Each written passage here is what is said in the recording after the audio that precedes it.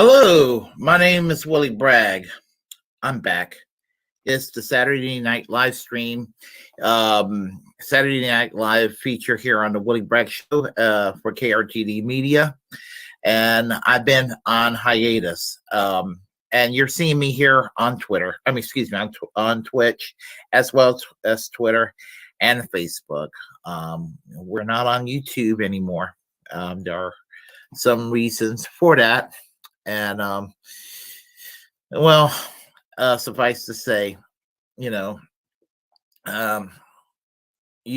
being YouTube and things being taken out of context, and it isn't 2012 anymore, shall we say?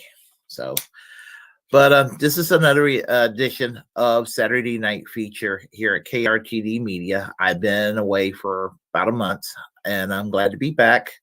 So tonight we're going to discuss Robert Kennedy's presidential campaign for the year 2024.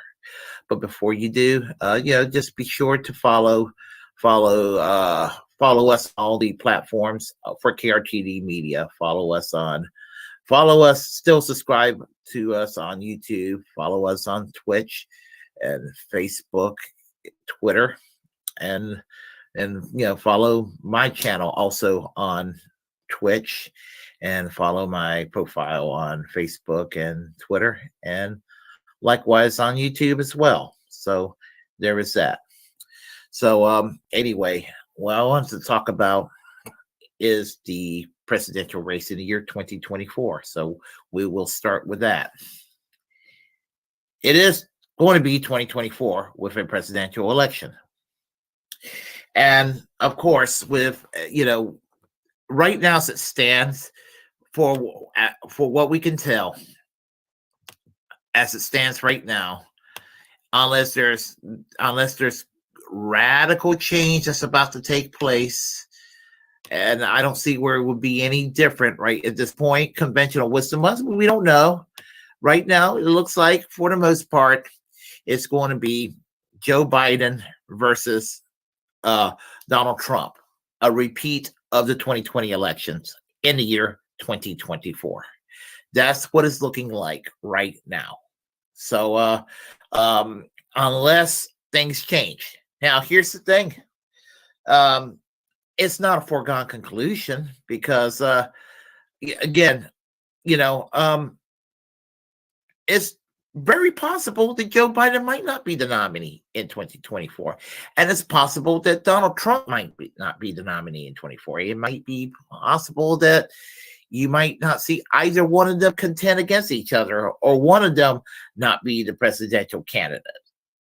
And we don't know what's going to happen right now. We don't know what the variables are. We don't know what the future is going to unfold for us. Only time is going to tell what's going to happen in the year 2024 as the months, folds on in. So there is that right there. Now, with regard to the administration currently at hand, well, I will say this, and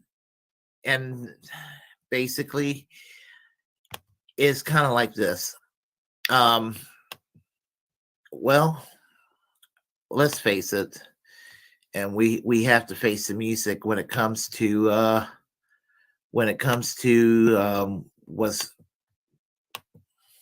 we have to face what's going to the music about the presidential race in 24, because Joe Biden is not popular, and that's a foregone conclusion. It really is.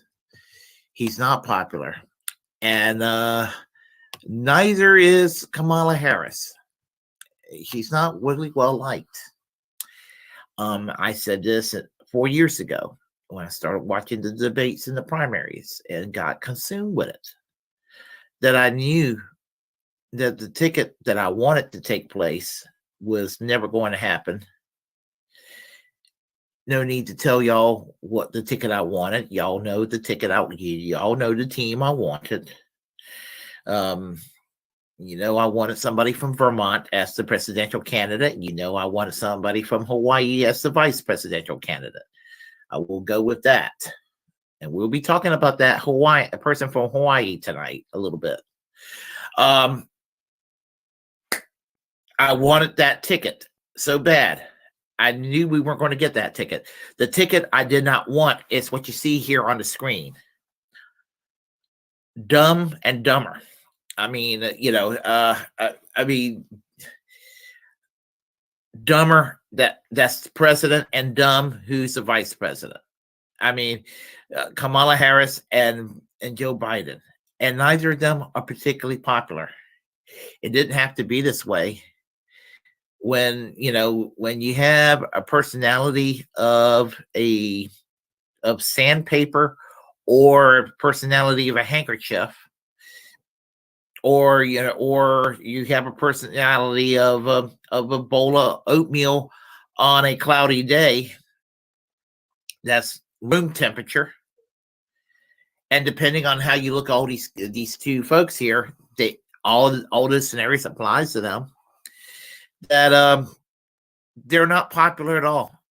And when you combine that and you don't have policies that are going to be popular with the people, it stands to reason why they have been kind of rejected. So it's not looking good for the year 2024 for the Democrats right now.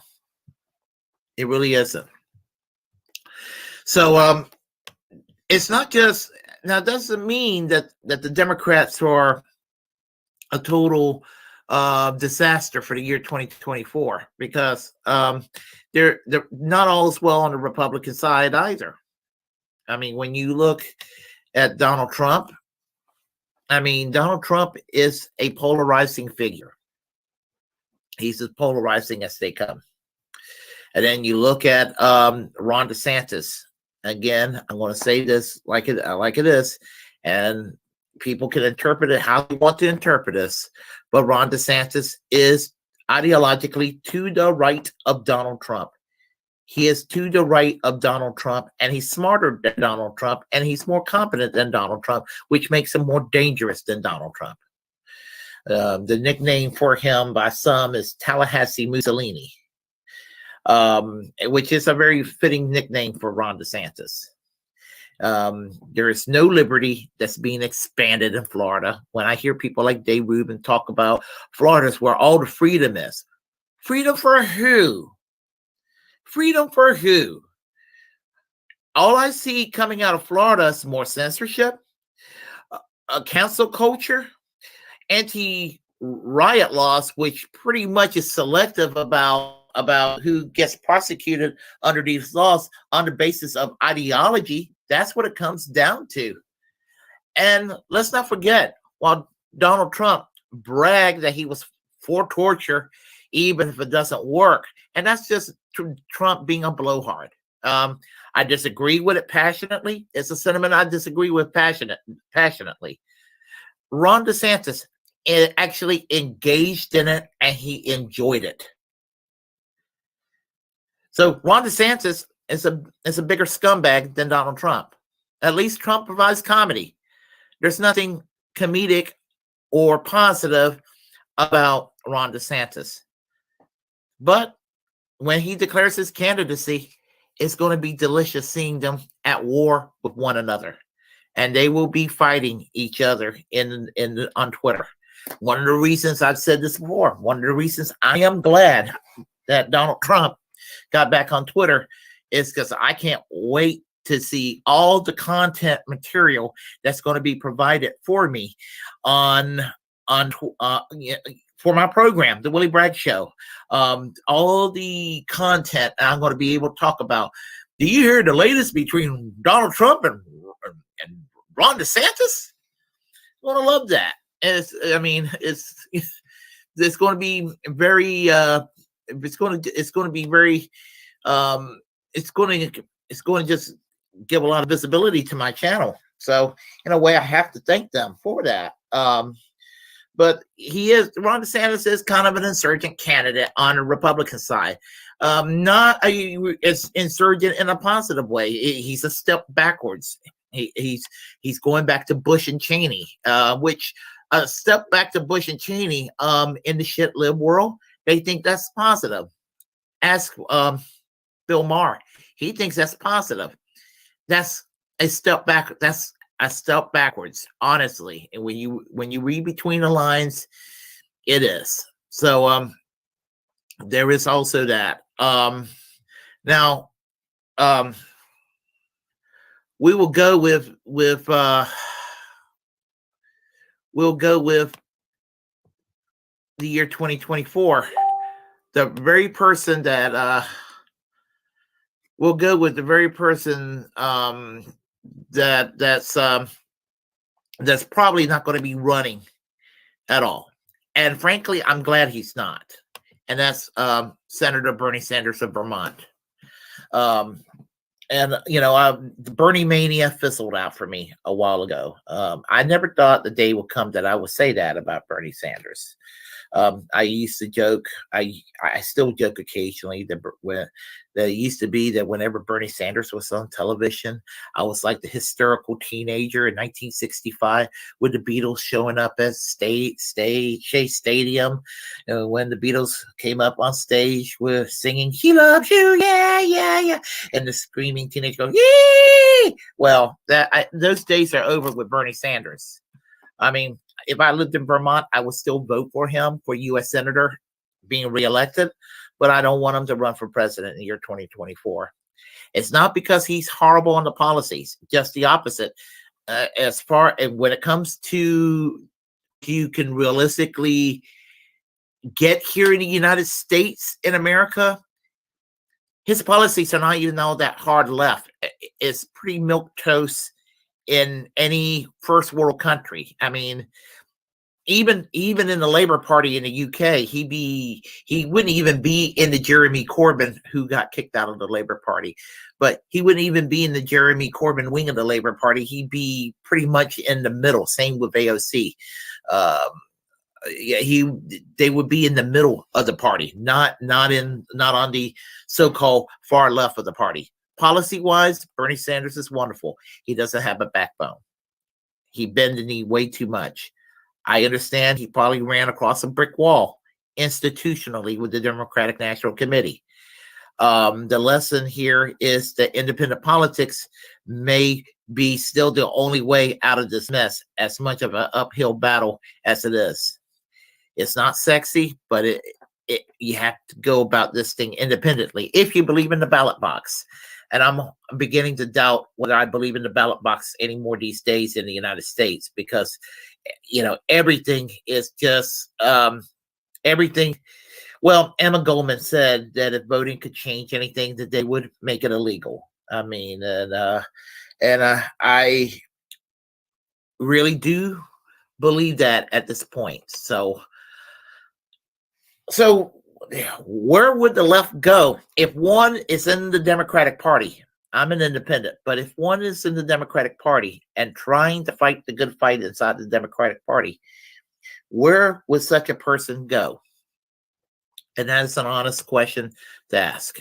So, well, I mean, first, you could say, well, as far as trying to work inside the system, trying to work in there, I guess, you have some options. At least symbolically you do. And those options would be essentially, it would be Marianne Williamson and Robert F. Kennedy Jr., who are certainly both to the left of Joe Biden. No matter where you stand on Marianne Williamson, no matter where you stand on Robert Kennedy Jr. And I have my positions on Robert Kennedy and Marianne Williamson, and I'll give y'all a very quick spoiler alert. I am an independent. I am outside the two-party system. I can't work in good conscience inside the Democratic Party. I'm not going to go and chastise somebody who believes in working inside the Democratic Party. I just can't do it myself. So if you believe that Marianne Williamson or Robert Kennedy is the way forward and working inside it, well, let 1,000 flowers bloom and you go for it. But I can't. I mean, even though I may like them on most of the policies, I just can't work with either Marianne Williamson or Robert Kennedy inside the Democratic Party. I've been on that train too many times. Originally, exclusively as a partisan Democrat, and then as an independent who voted for the Democratic Party on a part-time basis. I can't be part of the two-party system in any way, shape, or form anymore. You want radical change, you got to do it outside. Outside. Because the last couple of years has been a wake-up call. If you keep up with politics like I have, and if you're on the left, you have to realize what it means right now, and how much or how little progress the left has really made. I mean, yet we made some symbolic victories. And that's all they were. They were cosmetic. And it's not like we haven't seen this before, the left rebirth. I mean, I don't know. I just can't get involved, because when you have COVID, and then you compare other countries, and you have Americans who really do believe that a couple of little stimulus checks and unemployment that are just a mere pittance was giving away way too much compared to the other countries who actually paid people monthly or weekly to stay off work and stay at home. They didn't lose their homes. They didn't lose the shirts off of their backs in some of these other countries. They already had a national health care system to take care of things with COVID taking place. So with all that being said, it's no wonder that other countries, when they were dealing with COVID, they had a better time dealing with COVID than we have. We did a horrible job. There's nothing conspiratorial about that. They can sit there and talk about vaccines all day long, yay and nay. I'm a vaccine moderate. You can talk about that, yay and nay, but if you don't have it so where people are treated for COVID for free when they catch COVID, this whole thing regarding the vaccine and the whole COVID crisis it's just empty rhetoric from all sides. So and there is that. So some people believe in Marianne Williamson, and some people believe in Robert Kennedy. Anybody who's going to believe in Joe Biden, I have to scratch my head. I'm like, why? Yeah. So so anyway, as I said, as I said, there are two Democratic insurgent candidates, and as I mentioned, Marianne Williamson and Robert Kennedy. So we seen that right there, and people are hungry for something to take on the establishment.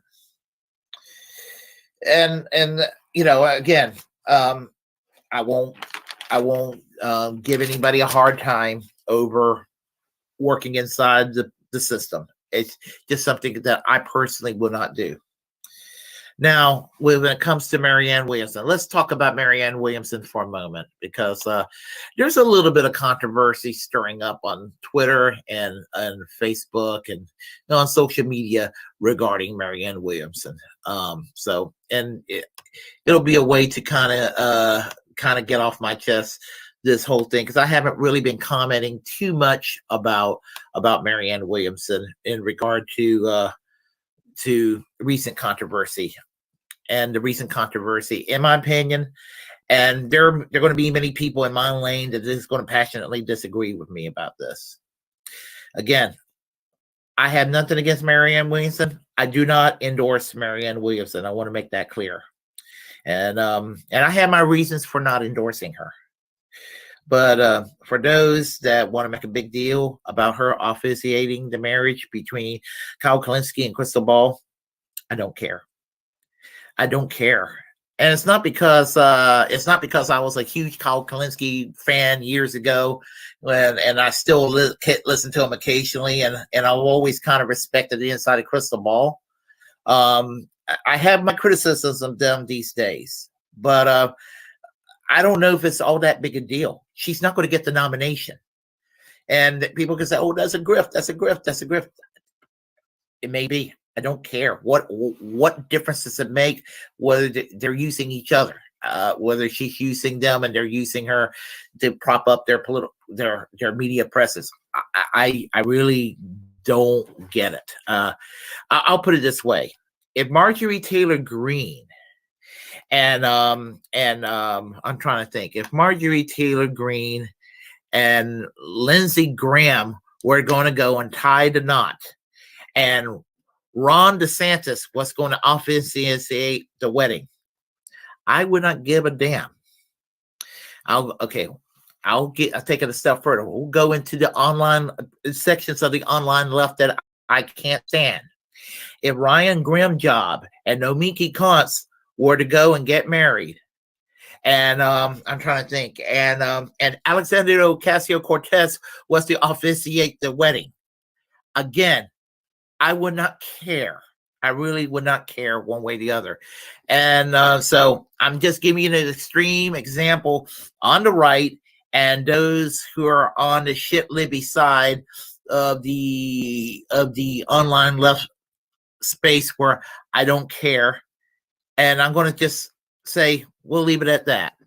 So that is my 2 cents worth when it comes to the controversy that I've been hearing in the last couple of weeks. So now regarding Marianne Williamson, well, the thing about it is, well, I was going to say that there's been insurgent candidates before for president. I mean, prior to Bernie Sanders, and she's sort of trying to occupy that space. So is Robert Kennedy in a way, and there were campaigns in the past.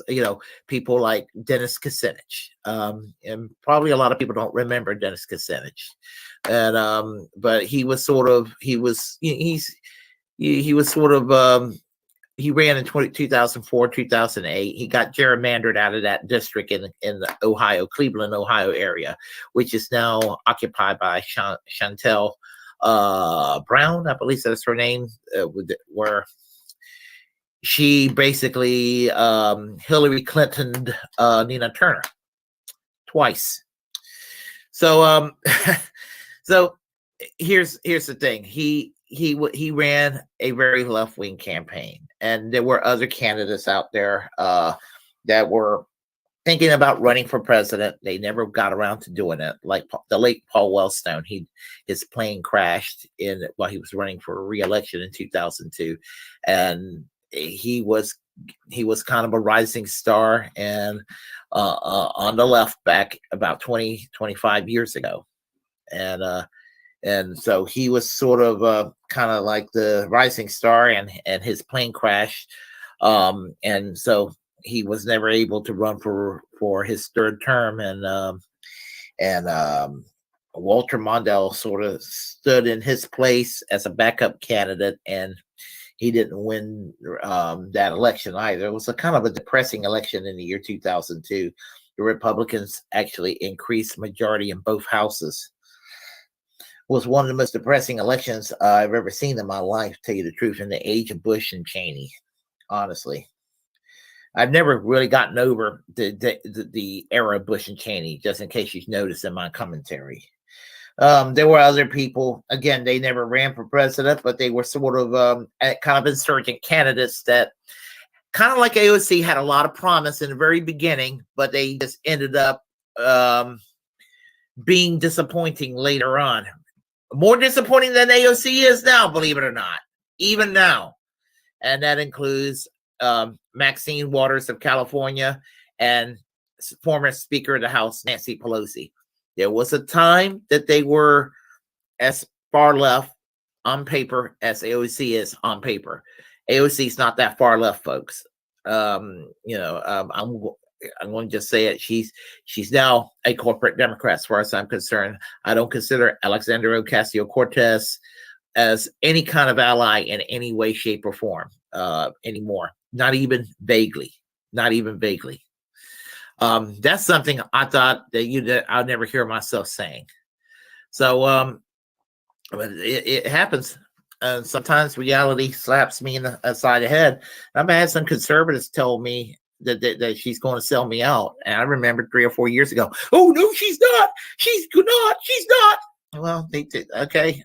Sometimes, some of these conservatives ended up being correct. Oh, they're still wrong when they basically call her some rabid Marxist, Leninist, tanky type or something. They still manage to think that, and I can tell you, she's not that. Even at her most radical leftist, I can guarantee you. And I'm not a tanky. I'm much further left than AOC.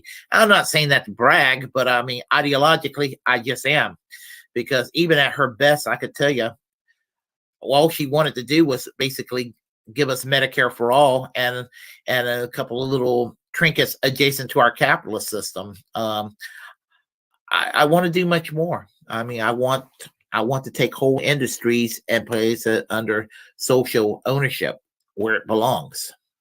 When it comes to what we do around the world, I want us to stop being the policemen of the world and minding our own damn business.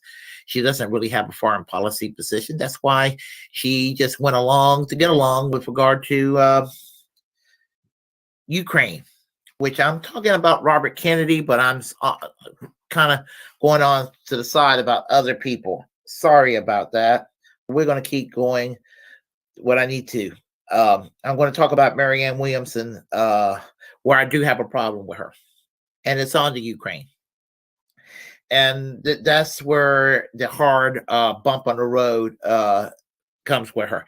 That's where I have my biggest problem with Marianne Williamson. On a lot of other policy things, she seems to be more or less all right. Not perfect. Policy wise, I mean, she's not even on the par with Bernie Sanders. But you know what? On other areas, I would say she's great on most policy issues, basic down the line social democratic outlook and on what we need to do.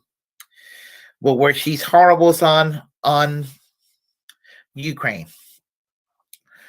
I'm a pacifist, and I'm critical of the military-industrial complex. The thing that former President Dwight Eisenhower warned us all about as he was exiting out of the Oval Office in January 1961. And this whole anti-Russian sentiment stretching back to the year 2016 and even prior to 2016 really just rubbed me the wrong way. And I have an insight on this thing with going on between Russia and Ukraine and why it's so wrong for us to be so bogged down in this conflict in between Russia and the Ukraine. And again, going back to the disillusionment of the Soviet Union in 1991, there was an agreement, maybe not an official agreement, but it was an agreement made kind of like gentleman's agreement among academics, among the military, among heads of states, foreign ministers, secretaries, that sort of thing, politicians on a global level, that the borders, once that the two Germanys were to reunite, that they were not to, that's all where the expansion of NATO were to take place. There will be no further expansion of NATO.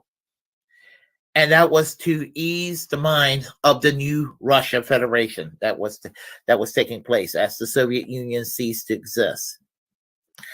They were kind of humiliated, and at the time, maybe even in good faith at that moment, they probably figure in good faith it was a good thing to kind of more or less put ease in their minds that we were, as the Warsaw Pact were dissolving, that NATO was not going to go into the East.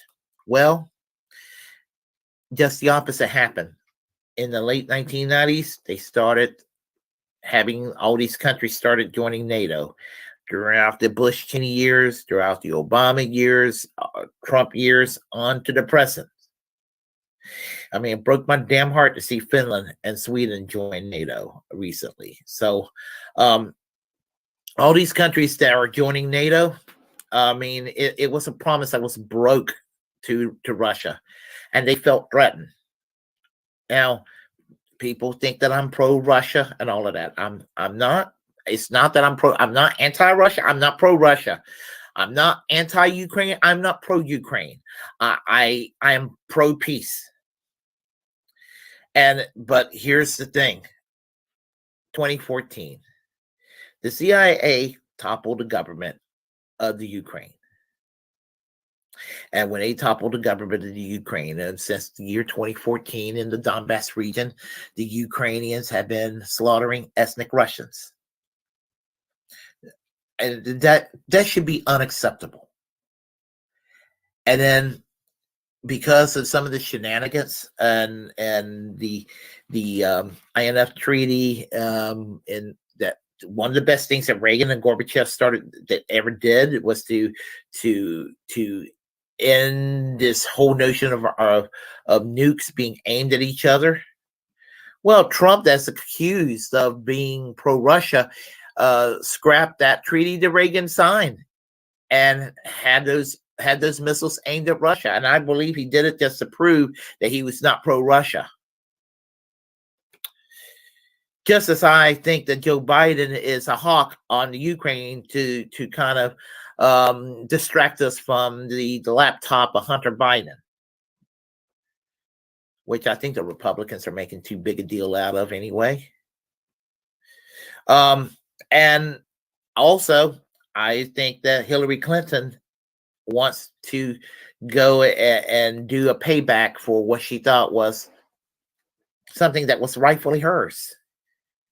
So I think that's what I think all that was involved. So what does that mean? That means basically that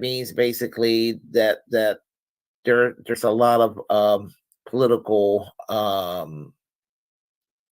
there's a lot of politics behind this. And regarding Russia, they felt threatened, and they went into the Ukraine. We can all agree and disagree, whatever, you know. I like to see the conflict come to an end. And again, it's not that I'm pro-Russia or anti-Russia or pro-Ukraine or anti-Ukraine. I'm pro-peace.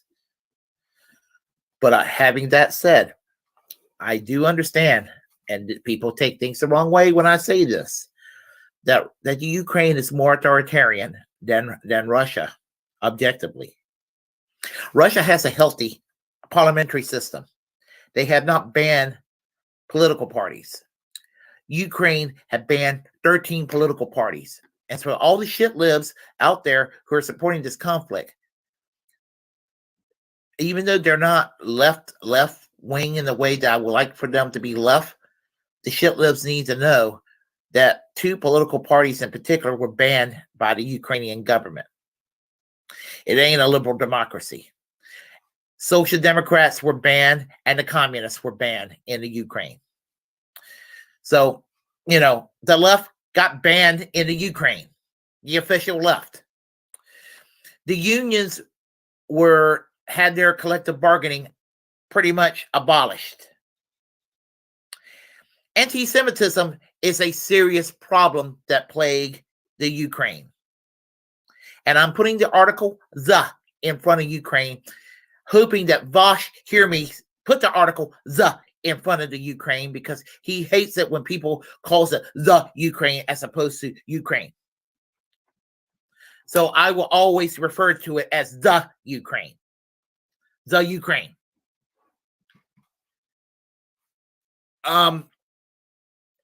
It's an Eastern European thing, but it's much worse in the Ukraine. LGBTQ people are persecuted far worse in the Ukraine than they are in Russia. I don't like how they do it in Russia. I don't like how they do it all over Eastern Europe. But it's really bad for the LGBTQ community in the Ukraine. They celebrate Stefan Bandera and other Nazi collaborators in the Ukraine. The media blocks out Nazi symbols that's in the uniforms, a lot of these soldiers around the Azov battalion in the Ukraine. The piece of shit kid that shot at all those people at the supermarket in Buffalo, New York, several months back, because he wanted to go and murder as many African Americans as he could, had the little black sun symbol on him that's worn in the uniform by people in the military, primarily people associated with the Azov battalions in the Ukraine. The Russian Orthodox Church has also been banned in the Ukraine. So, and then you have the government of the Ukraine demanding that for the U.S. government to put Senator Rand Paul, put Tulsi Gabbard, and Glenn Greenwald on a blacklist. And I don't want to butcher the name but Mary Revretz, I think that's how you pronounce the name. It's a kill list sponsored by a right-wing organization in the Ukraine. And there are several Americans on that kill list, basically urging to kill people who are opposed to the war or intervention in that region. Several Americans are on that list. I interviewed one of them several months back. The First Lady of the Ukraine, Zelensky's wife, Olenska, demanded to have the gray zone disinvited from the Web Summit in Portugal because of their coverage of what went on in Russia and Ukraine. So there's a problem with the Ukraine. They have a Nazi problem. They're sucking up billions of our tax-earned dollars when we could use these tax dollars for things like healthcare. And Marianne Williamson is okay with this. AOC is okay with this. Even Bernie's okay with this. And I'm not giving the Republicans a break, the ones who are technically correct on the issue of the Ukraine, because while they're not focused on the Ukraine and Russia situation, they're focused on Taiwan and China. They want to cause World War III through China and Taiwan, whereas the shitlibs want to cause it through Ukraine and Russia. Either way, it is trying to cause an international crisis where we can all be freaking roasted. Marianne Williamson should know better than that, honestly. She should. So, and that is a very big issue for me when it comes to foreign policy and voting for a candidate. I have grown more anti-imperialist over the years. I was always a pacifist, but when it comes to the issue of war, I have to take special exception to it these days, because we keep repeating the same mistakes over and over again, and we keep, we keep doing this, and a lot of these wars are either based on lies, or if they're not based on lies, when we get involved, we either unintentionally or intentionally make things worse. And I'm just thinking, can we just mind our own business for a change? Would it hurt us to finally mind our own business? So because of this, I cannot support Marianne Williamson for president, just on that alone. So I'm going to go and talk about Robert F. Kennedy now. And that's where we're going to focus on, because hey, that's why we're all here, right? Okay, so when it comes to Robert F. Kennedy, um, we all know who he is. Robert. I mean, we know the Kennedy family. Robert F. Kennedy's family. The Kennedy's name.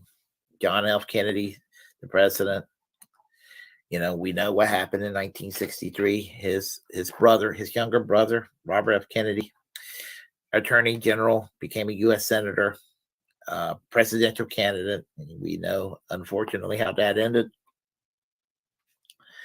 We know about Ted Kennedy in Massachusetts, you know, and he died of natural causes, of course. But now we have another Kennedy running for office, and that's Robert F. Kennedy Jr., the son of the late Robert F. Kennedy, that was the Attorney General of the U.S. and became a senator in New York State.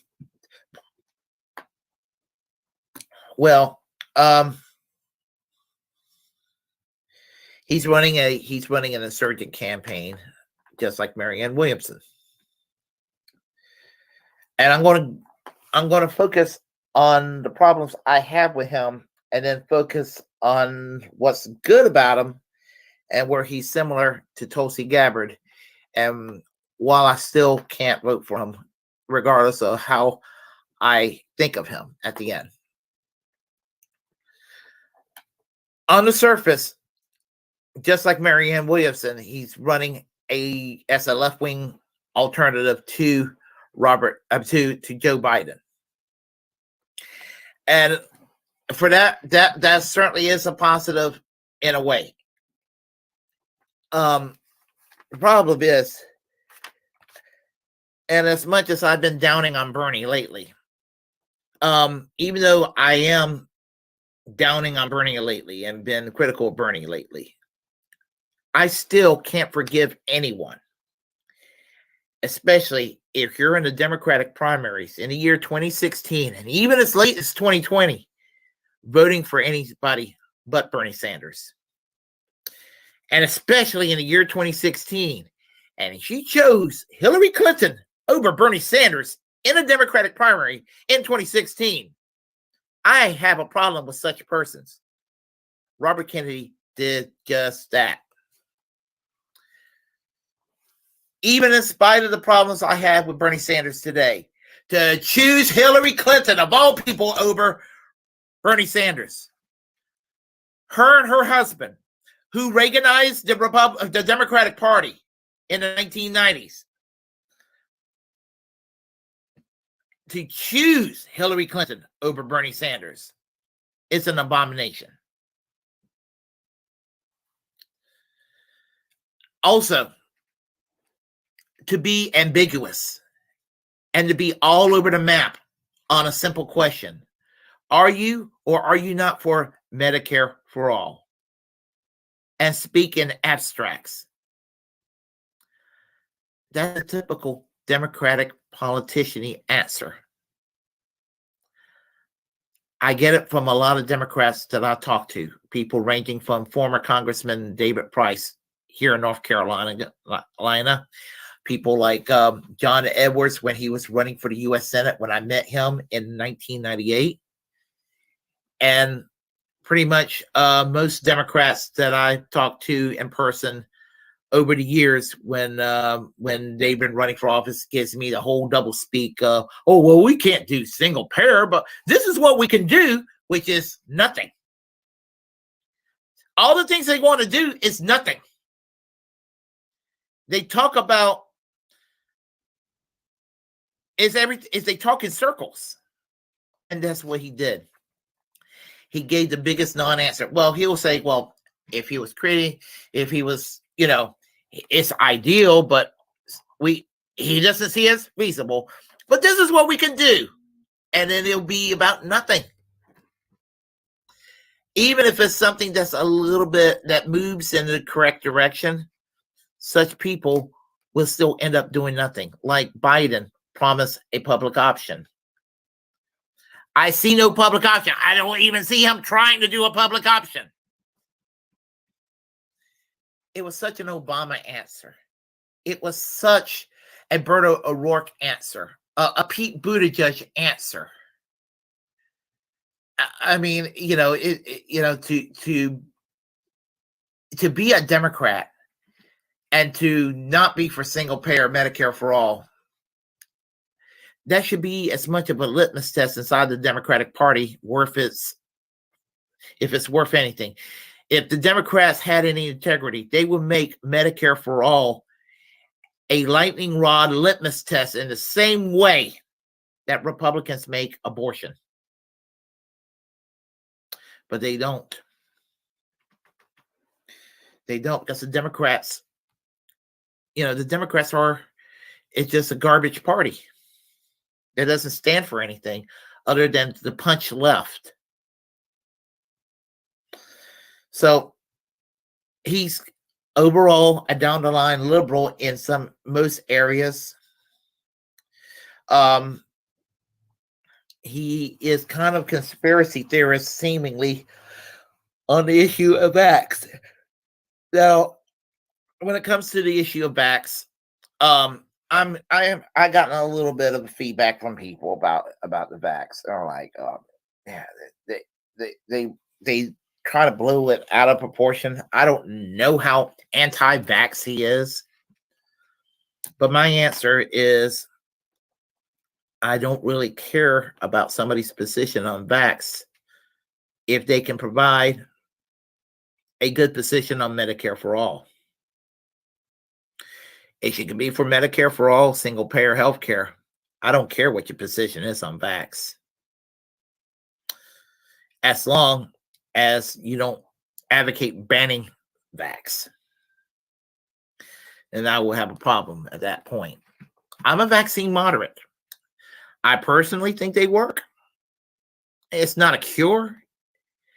I mean, but you're not going to die from it. I mean, my parents my dad got COVID last week, and my dad's still living. I really do believe that my dad is still living because he got himself vaxxed and he got himself jabbed on a regular basis. My mother just got COVID a couple of days ago. She got a very light case of it. My dad, he had his ass kicked a little bit with it. They're both getting better. Having that said, they both got vaccinated. They're both jab on a regular basis. They were visiting here recently, and because my mom had a series of mini strokes. They were so many that she didn't even notice she was having a stroke. I didn't know there was such a thing, but apparently there are people that can have strokes and not even realize it. Apparently she was one of them. But so she had to have a series of tests. So when they were visiting, they have a special doctor here that they go to. So they were here a little longer than normal. Well, anyway, you're gonna go out eat with them. I would joke with them, and I'll be like, "Come on, y'all wearing masks. COVID's over." Oh no, you still can get COVID. I just would have blew it off. Whatever. You want to be scared of everything you can. No, I understand. They got COVID. They were trying to be careful. They still got COVID. I mean, I don't wear a mask anymore. And I didn't even wear a mask I wore a mask half the time. I was a mask moderate. And when it came to the mask issue, I was a moderate on that issue. I was always in the middle and everybody shit on me on that issue, on all sides. The shit libs and the right-wing crazies both made a culture war out of my moderate position on lockdowns, my moderate positions on the mask, my moderate positions on vax, which is it should be a choice position.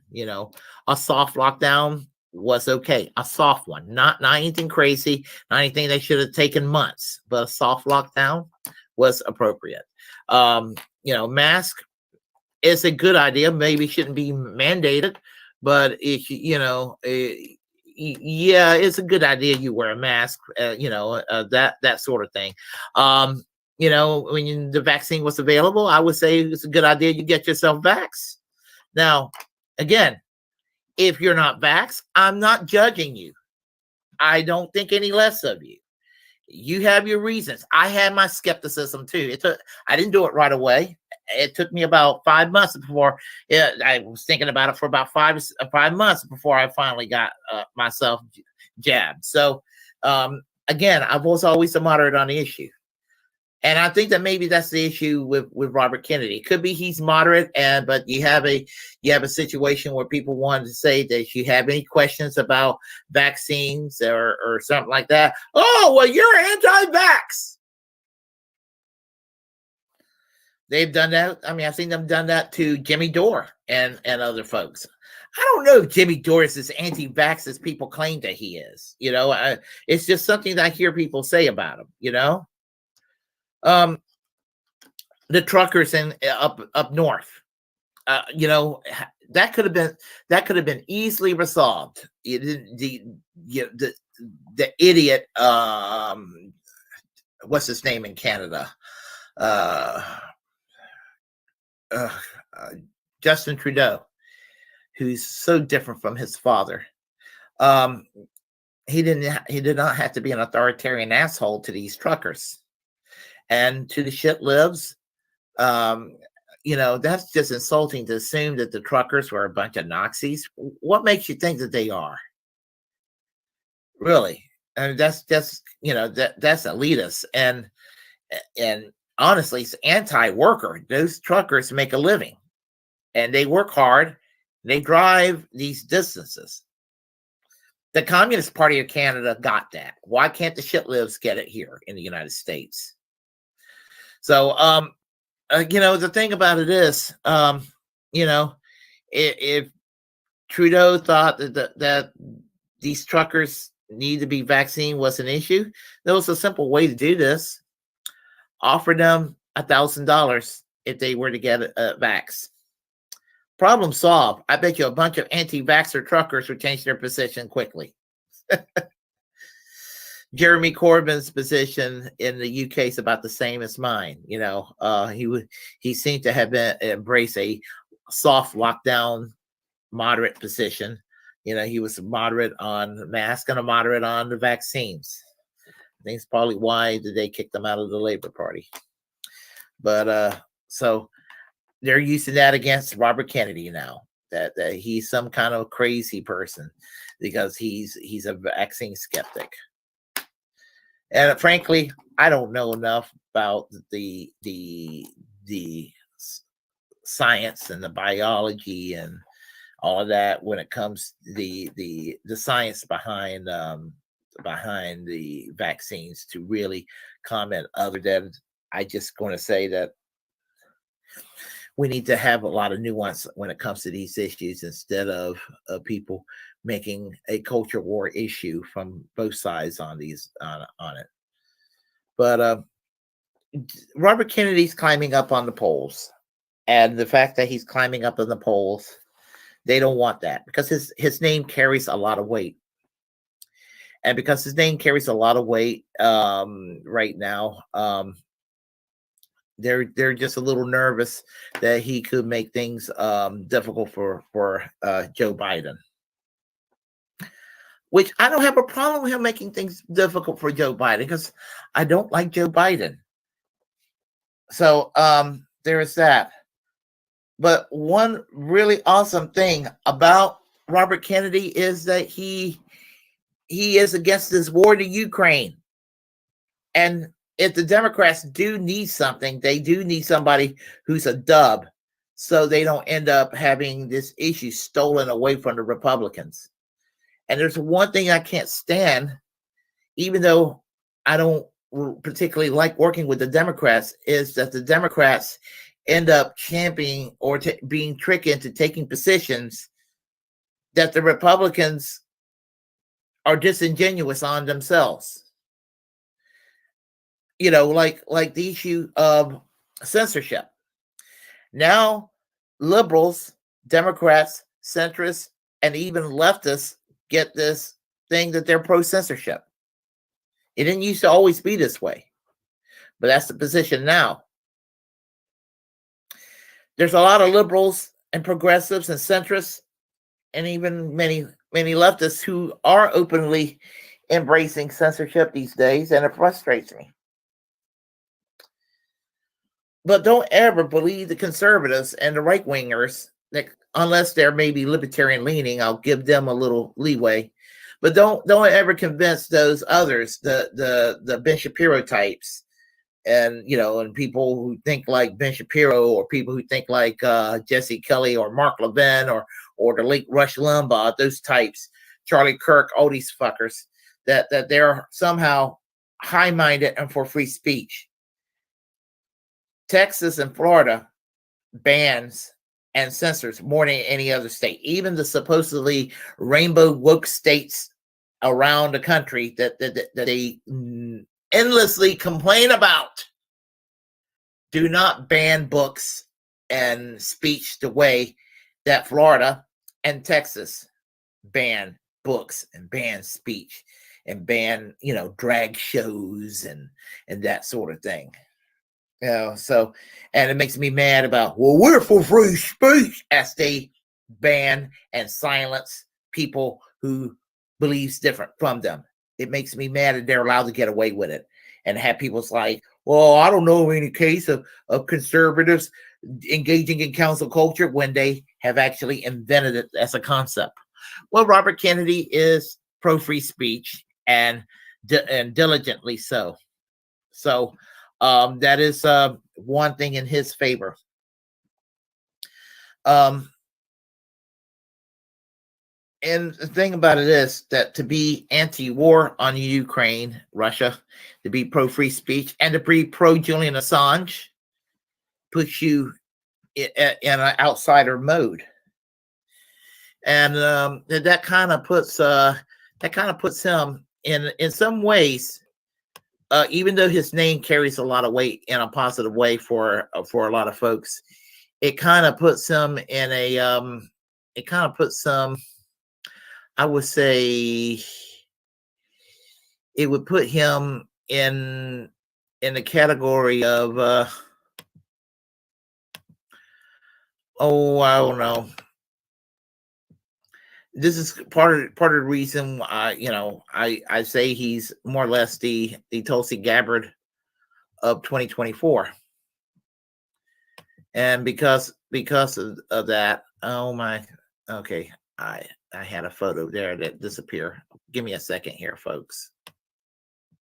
Okay, I don't know what the hell happened. So anyway, that's why I pretty much say he's the Tulsi Gabbard 2024 in a lot of ways, because what he's it makes him kind of an outsider among the establishment, and the establishment really they do not want somebody that's going to kind of buck things around and make things make things difficult for the way things are, what they think are the way things should be done. Now, when it comes to Tulsi Gabbard, and I'm gonna keep it real when it comes to Tulsi Gabbard, she doesn't come without controversy. And I'm going to say that for a fact. It's not like she's not without controversy. I adored her in 2019, 2020 when she was more left leaning. And I had my reasons why she shifted in a more negative direction.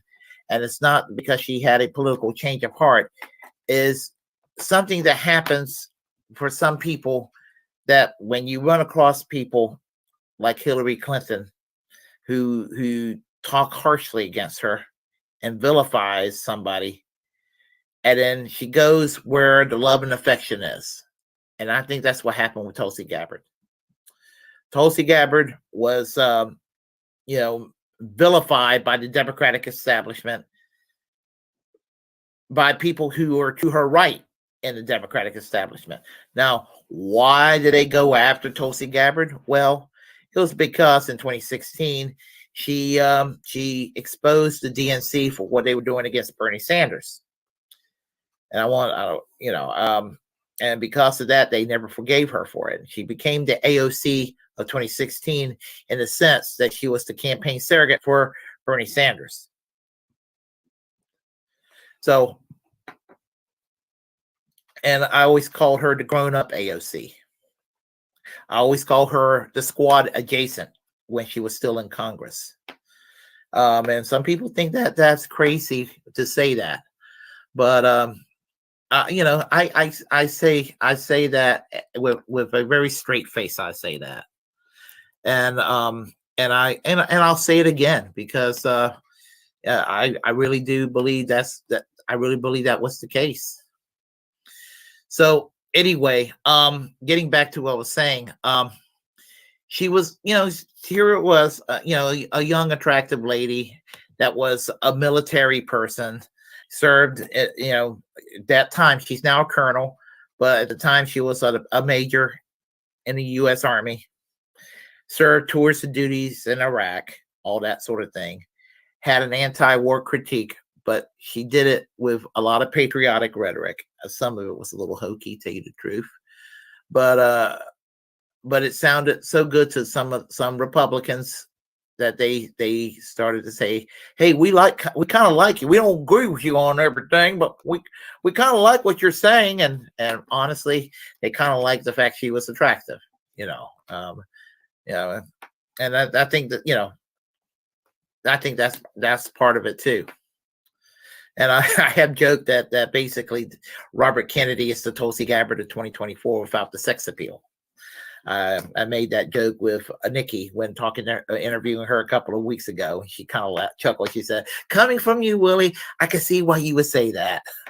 But what happened with Tulsi is because she was basically being criticized and just being treated so awful by the Democrats, a lot of Democrats, mostly centrist Democrats, that she kind of, you know, while she never became a Republican, she became an independent.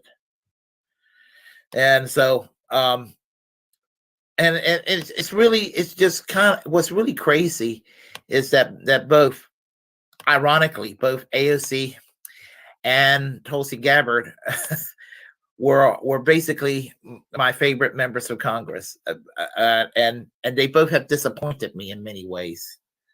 They both disappointed me in many ways, but they were, you know, they both had a very good impression on me at one time, because I was like, there was so much similarity. There was some similarity and differences with them, but you know, there was always that Bernie link with them. But it was kind of like, you know, Tulsi trying a little too right for leaning for me, and AOC became too much of an establishment Democrat for me.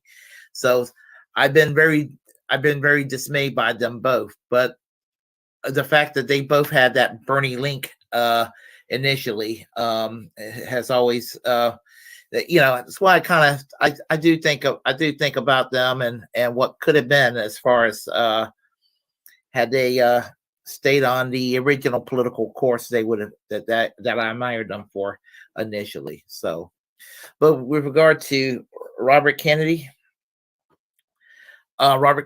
sort of standing in the outside margins in the way Tulsi Gabbard stepped in the outside margins, and that's why they're having a closed primaries right now. I think that's partly why. I think Marianne Williamson, they didn't care, but with Robert Kennedy would probably do a lot of damage to Joe Biden's candidacy, and because of that, I think that they don't want him like anywhere nearly in, you know, in any position where he could be taking over. So right now, they're going to do what they can to try to silence things. And when you compare that to what if there's an open primary between Trump and, well, there will be Trump and DeSantis, the Democrats are going to make it, they're going to look like that the Republicans are pro-liberty because they're more open and transparent.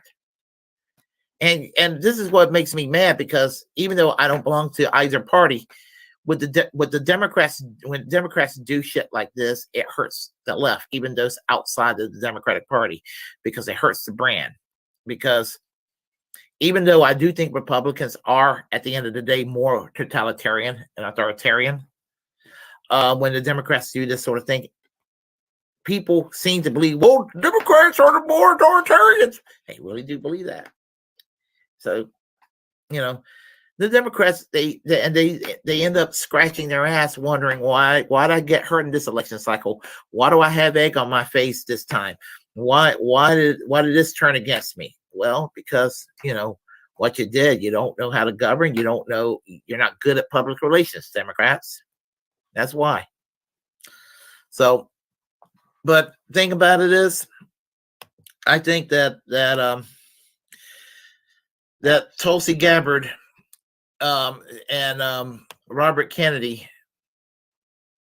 in the year 2024, I think that I think that's why I make the comparison, because they, as I said, it's just basically, I mean, there's just too much similarity in that regard, because she was vague on healthcare too. She was vague on healthcare. She was vague on a few other issues where you had your head scratching a little bit. So, and I said to myself, well, I see a correlation here, but he's going to be more popular, of course. So anyway, that's pretty much what I wanted to talk about tonight. And I'd like to know what y'all would think about this. And if you could, just go ahead and comment on Twitter and Facebook and and Twitch if you can. So let's see here. We have we have actually from North Carolina. We have Courtney Conover, torturer in chief, DeSantis. Yes, he is. He's a piece of work. We have Shane from KRTD Media. Hey, how are you doing, my friend? How are you doing? I have not seen Citizen Shane yet. I need to talk to you. I want folks, I'm going to interview Shane Coughlin in the near future, so stay tuned on that one. Stay tuned. And I need to get your YouTube page, Shane, if you can, because I never got your YouTube channel page. Let's see here. Courtney says, then he signed that DNC loyalty pledge and changed forever. I think that might have been Bernie Sanders. Yeah, that's very true and very sad indeed too. Emma Goldman, one of the greatest anarchist voice of all times. Oh yeah, absolutely. Absolutely. Let's see here. Green Party, if you're into identity politics, like liberals and libertarians are good for pro-Second Amendment and anti-duopoly politics. No one in the duopoly works for the people. Yeah, well, I think the Green Party has overall good program. I voted for Matthew Hoh last year for the U.S. Senate. I remember the Greens were off the ballot for a while in North Carolina, and they got back on the ballot. And I was so angry when they got off the ballot. It's like if they think that was going to go and make me vote for their corporate Democratic candidate, I was just going to sit that one out or vote Libertarian. I would not vote for a Democrat. When they do things like that, if they think I'm going to go and reward them with my vote, that's going to make me not want to vote against them even more, vote for them even more. Let's see. 2024 will be the first time an independent could legitimately run away with the presidency. I used to think back in the 1990s that we will have independent political parties and candidacies all over the country winning, and somehow I think we're more entrenched in the two-party system than we've ever been before, and it's sad. And if you stand up as an independent, if you're on the left, you get called right winger by people who are to your right. It's just the craziest thing I've ever seen. It only matters if she wins the nomination due to a conflict of interest. If they thought she ever win, they wouldn't have to hire her for the wedding. Yeah, I don't think they have any grand delusions about her winning myself. So, as I said, I know what we're talking about from earlier about the controversy of that wedding. And not that I'm a fuddy-duddy, but I love politics, but I just wouldn't want my marriage to be politicized like that. That's just a me thing. So, let's see here. Yeah, for me, that's a me thing. For me, it'll be a very traditional Episcopal marriage. Smoke bells, that sort of thing. That's what I am. So there you have it. Let's see. Peter Dow quit as campaign manager this morning. Oh, okay. All right. Well, there you have it. So anyway, folks, I guess that's going to be it for me right now. And right now, KRTD Media will not really be posting on YouTube anymore. And it's partly my fault. It was my fault. I did a commentary on the Carnation Revolution back in April, and some of the material that was being used was considered copyright strike, and I don't understand how it was a copyright strike when the material was in Portuguese, and there were clips from another YouTube channel where their channel was up and they haven't been taken down. So if I was doing a copyright strike, why would somebody from another channel, why wouldn't it be a copyright strike from another channel? I just don't understand it myself. So, and I thought about whether I should put that up there or not. And I was just like, because I was thinking, I don't want to do a copyright strike. And I was rolling the dice. And stupid me, in that regard. So anyway, if you're a content maker, please be careful about what you put up there, because sometimes something can be considered a copyright strike, whether you don't intend it to be, or sometimes it's not intended to be one, and it would be declared one. There'll probably stuff up there that people have on their channels that will be considered a copyright strike probably in about 15 years, and they're going to be punished 15 years from now for something 2 or 3 years back that they put that was not considered a copyright strike. So this is really, really just dumb. And this is why we got to find an alternative to YouTube, folks. So, I would say, if you're a content maker, still stay on YouTube, but try to utilize the others, Rumble and Kick, Twitch, anything, anything out there, and stretch as much as you can. And I'm trying to get up to 100 followers myself on my Rumble, so I can stream easily on Rumble. So there is that as well. So that's what I want to do eventually, where I can do that with very little worries, because they're not as they don't crack down as much. So there is that. So I'm gonna sign off right now, and I will go and talk to you all soon. Sorry, don't have any background music today. There's something in the software. I gotta do something here with the clip thing.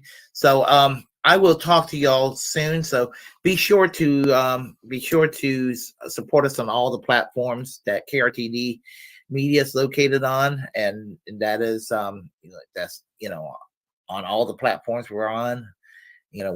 Support us on YouTube still, please do so. On Twitch, on Facebook, Twitter, all the again, every platform, Rockfin, go on, Rumble, all the platforms that's on, follow. And do the same for my channel as well. Twitter, Facebook, YouTube, Twitch. You know the deal. And I'm going to sign off right now. And I will talk to you all soon. Take care. Bye-bye.